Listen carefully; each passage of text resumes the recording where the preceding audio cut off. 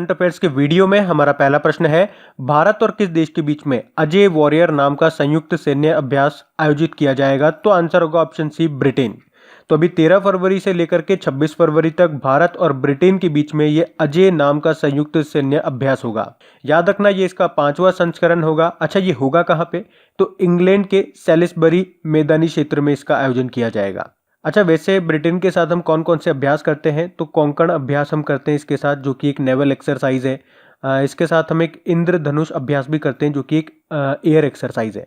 अब बात ब्रिटेन की है तो ये रहा मैप में ब्रिटेन। कैपिटल क्या है? लंदन है। करेंसी है पौंड स्टर्लिंग और प्रधानमंत्री है बोरिस जॉनसन। और अभी आपको याद होगा ब्रिटेन 31 जनवरी को यूरोपियन यूनियन से अलग हो चुका है और उससे पहले इसने एक ब्रेग्जिट स्मारक सिक्का भी जारी किया था 50 पेंस का, जिसपे लिखा हुआ था peace, prosperity and friendship with all nations. और ब्रिटेन ने 2050 तक कार्बन उत्सर्जन शून्य करने का भी लक्ष्य रखा है और ऐसा करने वाला वो पहला देश बना था। वहीं जलवायु परिवर्तन यानी कि क्लाइमेट चेंज पर आपातकाल यानी कि इमरजेंसी लागू करने वाला भी वो पहला देश बना था ब्रिटेन। और अभी ब्रेग्जिट के बाद, ब्रेग्जिट मतलब होता है ब्रिटेन का यूरोपियन यूनियन से अलग होना, तो ब्रेग्जिट के बाद ब्रिटेन में यूरोपीय संघ का राजदूत किसे नियुक्त किया गया? तो आंसर होगा जो आओ वोलेडी अल्मेडा। बढ़ते आगे। फिर है हाल ही में अ चाइल्ड ऑफ डेस्टिनी पुस्तक को उपराष्ट्रपति एम वेंकैया नायडू जी ने लॉन्च किया है। ये किसकी आत्मकथा है? सही उत्तर होगा ऑप्शन डी, के रामकृष्ण राव की। तो भारतीय दार्शनिक यानी कि इंडियन फिलोसफर हैं और शिक्षाविद यानी कि इकोनॉमिस्ट प्रोफेसर हैं ये रामकृष्ण राव। और अभी इनकी आत्मकथा a child of destiny and autobiography, जिसको vice president M Venkaiah Naidu ji ने विशाखापट्टनम में लॉन्च किया है। ये खुद जो रामकृष्ण राव हैं ये आंध्र प्रदेश से हैं और इनको 2011 में पद्मश्री सम्मान भी मिल चुका है। तो इनकी ऑटोबायोग्राफी का नाम याद रखना। अच्छा, एम.जे. अकबर, कल हमने पढ़ा था इनके बारे में। इन्होंने बुक लिखी है कौन सी? Gandhi's Hinduism the struggle against Jinnah Islam. वहीं बात करेंगे यशवंत सिंह की, ये पूर्व वित्त मंत्री रह चुके हैं हमारे और अभी इनकी आत्मकथा आई थी कौन सी? रिलेंटलेस, जिसको रिलीज किया था हमारे पूर्व राष्ट्रपति प्रणब मुखर्जी ने। विश्वनाथ आनंद को तो आप जानते ही हो, हमारे पहले ग्रैंड मास्टर, और इनकी ऑटोबायोग्राफी आई थी, उसका नाम क्या था? Mind master. बढ़ते हैं आगे। तो गाइज, अगर आपको वीडियो पसंद आता है तो उससे लाइक जरूर करा करें और अब से हम डेली टारगेट भी रखा करेंगे ताकि मुझे पता तो चले कि जितने लोग इस वीडियो को देखते हैं, लगभग पूरे दिन में 20,000 लोग इस वीडियो को देखते हैं, तो उसमें से कितने लोग हैं जो इस वीडियो को पसंद करते हैं। तो आज के इस वीडियो को हम टारगेट रखते हैं 9,000 लाइक का। तो अगर आपको वीडियो पसंद आता है वाकई, तो इसे लाइक जरूर करें, क्योंकि आप में से ज्यादा लोगों को अगर ये पसंद आएगा तो मेरा भी मनोबल बढ़ेगा, मुझे भी मोटिवेशन मिलेगा और मैं और मेहनत करूंगा इसको और बेहतर बनाने में। तो इस टारगेट को अचीव करने में मेरी हेल्प करें, इसे ज्यादा से ज्यादा शेयर करें अपने दोस्तों के साथ, अपने व्हाट्सएप ग्रुप पे, जहां पर भी आप इसे शेयर कर सकते हैं। तो इसी उम्मीद के साथ कि आप इसे शेयर करेंगे, हम बढ़ते आगे।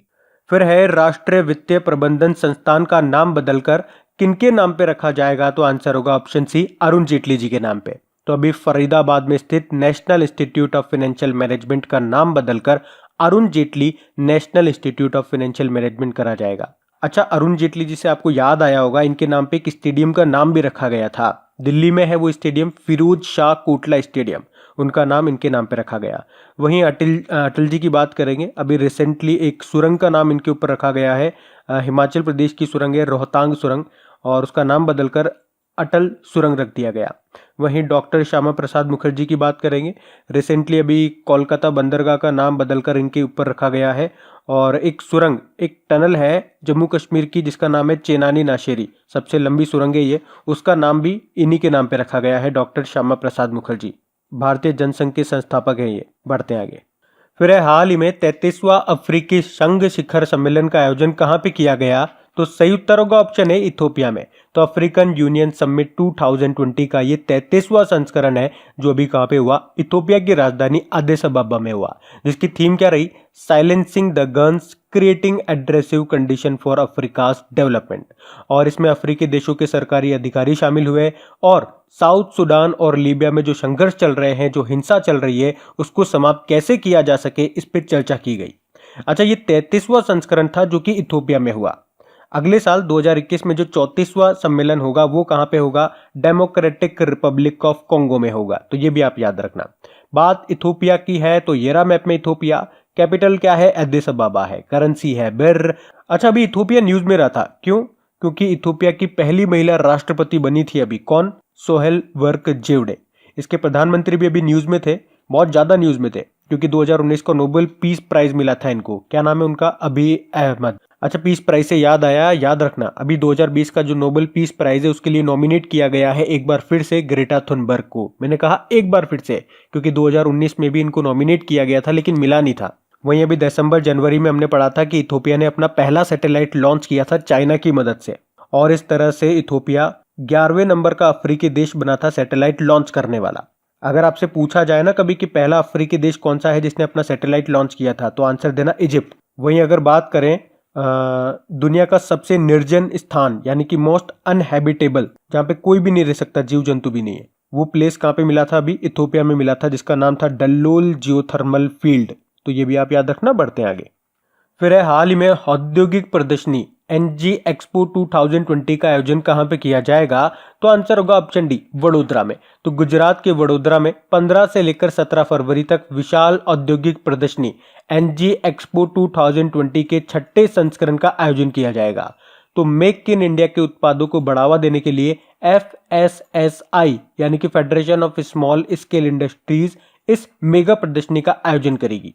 अच्छा, जो मैंने बोला अभी FSSI यानी कि federation of small scale industries, इसका हेडक्वार्टर कहां पर है? वडोदरा गुजरात में है। वैसे वडोदरा में आपका बैंक ऑफ बड़ौदा का हेडक्वार्टर भी है, और इसके अध्यक्ष कौन है? धनकेश पटेल है। अब बात गुजरात की है तो येरा मैप में गुजरात कैपिटल क्या है? गांधीनगर है। मुख्यमंत्री है विजय रूपानी और गवर्नर है आचार्य देवव्रत। अच्छा, याद रखना सरदार पटेल जी की दूसरी सबसे ऊंची मूर्ति अभी कहां पे स्थापित की गई थी? गुजरात के अहमदाबाद में, जिसकी ऊंचाई 50 फीट। और पहली सबसे ऊंची मूर्ति आपकी गुजरात में ये नर्मदा जिले में, जिसकी ऊंचाई कितनी है? 182 मीटर है। फीट में बात करेंगे 597 फीट है, और ये दुनिया की सबसे ऊंची मूर्ति भी है। और इसी से रिलेटेड एक करंट अफेयर्स की न्यूज़ पढ़ी थी अपन ने अभी कि शंघाई कोऑपरेशन ऑर्गेनाइजेशन ने उसके 8 अजूबों में इसको शामिल किया था। वहीं अगर बात करें गौतम बुद्ध की विश्व की दूसरी सबसे ऊंची मूर्ति, वो भी गुजरात में स्थापित की गई थी, गुजरात के साबरकांठा जिले में, जिसकी ऊंचाई थी 108 मीटर। और अभी गुजरात के आयुर्वेद यूनिवर्सिटी को राष्ट्रीय महत्व के संस्थान का दर्जा भी मिला था। और बात करें अगर स्कॉच स्टेट ऑफ गवर्नेंस सूचकांक 2020 की, तो उसमें टॉप पे रहा था गुजरात। उसी तरह से जल शक्ति मंत्रालय ने जल भंडारण दक्षता सूची जारी की थी, उसमें भी टॉप पे रहा था गुजरात। और कल परसों ही हमने पढ़ा था कि जानवरों की प्रवासी प्रजातियों पर COP13 सम्मेलन का आयोजन किया जाएगा अभी 15 फरवरी से 22 फरवरी तक। कहां पे? गुजरात में ही, जिसका शुभंकर मैस्कोट याद रखना ग्रेट इंडियन बस्टर्ड है, जिसे गीबी कहा जाता है।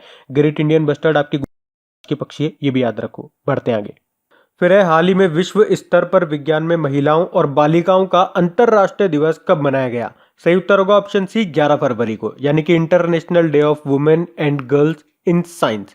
तो हर साल 11 फरवरी को ये दिवस मनाया जाता है।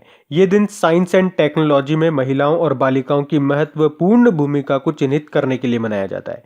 इसे पहली बार 2016 में मनाया गया था। अच्छा, इंपॉर्टेंट डेज की बात है तो फरवरी में हमने एक इंपॉर्टेंट डे मनाया 2 फरवरी को, विश्व आर्द्र भूमि दिवस यानी कि वर्ल्ड वेटलैंड डे, जिसकी थीम क्या रही थी? Wetland and biodiversity. अच्छा, याद रखना अभी भारत के 10 आर्द्र भूमि यानी कि वेटलैंड्स को रामसर साइट्स का दर्जा मिल चुका है। तो अब आपसे पूछा जा सकता है कि भारत में टोटल कितने रामसर साइट्स हो गए हैं? तो 37 हो गए हैं, याद रखना। फिर 4 फरवरी को वर्ल्ड कैंसर डे आया, जिसकी थीम क्या है? I am and I will. और ये जो थीम है ये आपकी 2019 की भी थी, 2020 की भी है और 2021 की भी होगी। और 10 फरवरी को हमने मनाया था राष्ट्रीय कृमि निवारण दिवस यानी कि नेशनल डी वार्मिंग डे। और 10 फरवरी को ही विश्व दलहन दिवस भी मनाया था, वर्ल्ड पल्सेस डे। पढ़ते हैं आगे। फिर हाल ही में किस राज्य के प्रदूषण नियंत्रण बोर्ड ने 2019-20 के लिए राष्ट्रीय ई गवर्नेंस अवार्ड जीता है? तो सही उत्तर होगा ऑप्शन बी, आंध्र प्रदेश ने। तो अभी आंध्र प्रदेश के प्रदूषण नियंत्रण बोर्ड ने 2019-20 के लिए राष्ट्रीय ई गवर्नेंस अवार्ड जीता है। तो इसने ये पुरस्कार real time protection monitoring system project के लिए जीता है। तो इस real time protection monitoring system project में क्या होता है? यदि कोई इंडस्ट्री लिमिट से ज़्यादा पॉल्यूशन करती है तो ये सिस्टम ऑटोमेटिकली उससे रिलेटेड जो भी ऑफिसर होगा उसको सूचित कर देगा इस बारे में। अब ये आंध्र प्रदेश ने जीता है, तो येरा मैप में आंध्र प्रदेश, कैपिटल देखो इसकी हैदराबाद है, इसकी प्रस्तावित कैपिटल अमरावती है। गवर्नर इसके विश्व भूषण हरिचंद्रन है ही सही, मुख्यमंत्री जगन मोहन रेड्डी है ही सही। इसके अलावा याद रखना, अगर आपसे पूछा जाए कि किस राज्य में अब तक का सबसे पुराना संस्कृत शिलालेख खोजा गया है, तो फिर आंसर होगा आंध्र प्रदेश। और अभी आंध्र प्रदेश की पहली महिला सचिव कौन बनी थी? नीलम साहनी बनी थी। एग्जाम में पूछा गया प्रश्न है कि भारत का पहला एक्वा मेगा फूड पार्क ये कहाँ पे बना? तो आंध्र प्रदेश में बना है। और अभी आपको याद होगा, आंध्र प्रदेश कैबिनेट ने ही विधान परिषद को समाप्त करने की भी मंजूरी दे दी थी। उसके अलावा सबसे इंपॉर्टेंट पॉइंट याद रखो, अभी कृषि मंत्रालय ने एक रिपोर्ट जारी की थी, उसमें 2018-19 में फलों के उत्पादन में, प्रोडक्शन में टॉप राज्य कौन सा रहा? आंध्र प्रदेश रहा है। जबकि सब्जियों में टॉप पे रहा है पश्चिम बंगाल। उसके अलावा याद रखना, 2021 में जो विश्व स्वास्थ्य शिखर सम्मेलन होगा, कहाँ पे होगा?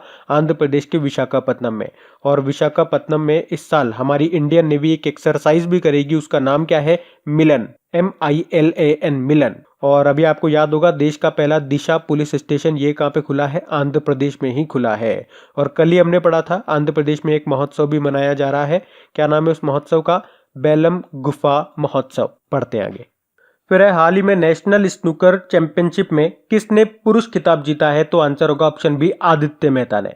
तो अभी पुणे में चल रही है ये नेशनल स्नूकर चैंपियनशिप, और उसमें मेंस टाइटल जीत लिया है आदित्य मेहता ने। इसमें इन्होंने किसको हराया? पंकज आडवाणी को हराया। जबकि वुमेन्स टाइटल में बात करेंगे तो कर्नाटक की विद्या पिल्लई ने मध्य प्रदेश की अमी कमानी को हरा करके वुमेन टाइटल अपने नाम किया है। तो ये आपको याद रखने हैं, मेंस टाइटल और वुमेन्स टाइटल दोनों। बढ़ते हैं आगे। फिर है, हाल ही में किसने ICC विमेन चैंपियनशिप ट्रॉफी जीत ली है? तो आंसर होगा ऑप्शन बी, ऑस्ट्रेलिया ने। तो अभी इंटरनेशनल क्रिकेट काउंसिल ने ऑस्ट्रेलिया को ICC विमेन चैंपियनशिप ट्रॉफी 2020 से सम्मानित किया है। अब इसे समझो, ये क्या होता है? देखो, किसी टाइम पीरियड के बीच में किसी देश ने खेल प्रदर्शन बहुत अच्छा किया होता है ना, उसे दिया जाता है इस तरह का खिताब। और यहाँ पे जो टाइम पीरियड लिया गया है वो है 2017 से लेकर 2020 तक का। तो 2017 से लेकर 2020 तक ऑस्ट्रेलिया ने काफी अच्छा खेल प्रदर्शन किया है, इसीलिए उसे ये खिताब मिला है। तो इस दौरान ऑस्ट्रेलिया ने 18 में से 17 मैच जीते हैं। वहीं भारतीय टीम की बात करेंगे तो भारतीय टीम ने 18 में से 10 मैचेस जीते हैं और वो चौथे स्थान पे रही है। अच्छा, इसके अलावा आपको याद रखना है, अगले साल 2021 में जो वुमेन वर्ल्ड कप होगा, कहाँ पे होगा? न्यूजीलैंड में होगा। और 2023 में जो मेंस वर्ल्ड कप होगा वो भारत में होगा। और इसी साल 2020 में मेंस और वुमेन्स T20 वर्ल्ड कप ये आपके कहाँ पे होंगे?